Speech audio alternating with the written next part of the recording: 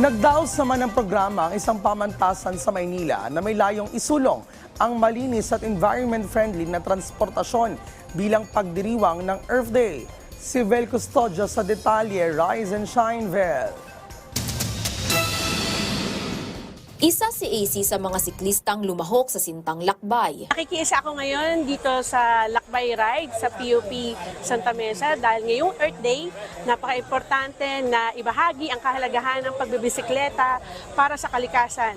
Ang bisikleta ay isa lamang paraan upang tayong lahat ay makatulong na mailigtas natin ang ating kalikasan at sa ganon ay makatulong din sa ating sariling kalusugan. Nakiisa rin ang mga estudyante sa programa. Tiniwala po ako na there's a hope in every step po. Barang sa isang maliit po na hakbang may magagawa po tayo para makatulong sa kalikasan.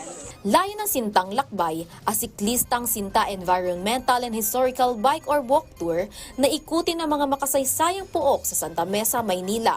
Sinimulan ito sa maikling programa patungkol sa benepisyo ng pagbibisikleta sa kalikasan, kalusugan at ekonomiya at sinundan ito ng orientation para sa mga dadaanang ruta.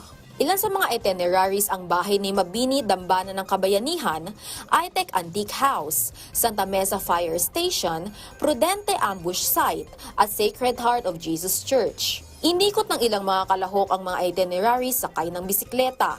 Isinusulong nito ang malinis at makakalikasang transportasyon. Nakakatulong ang paggamit ng bisikleta para mabawasan ang carbon emission.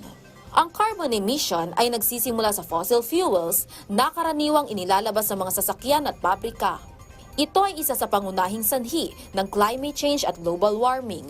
Kaugnay nito, nakapaloob din ng sustainable transportation sa UN Sustainable Development Goals. Bukod sa decarbonization, inclusive mobility rin kung maiduturing ang paggamit ng bisikleta dahil mas abot kaya itong mabibili ng masa. Sa proyektong Sintang Lakbay, bukod sa matututo ang mga kalahok sa kasaysayan, makakatulong din sila sa kalikasan. Vel Custodio, para sa Pambansang TV sa Bagong Pilipinas.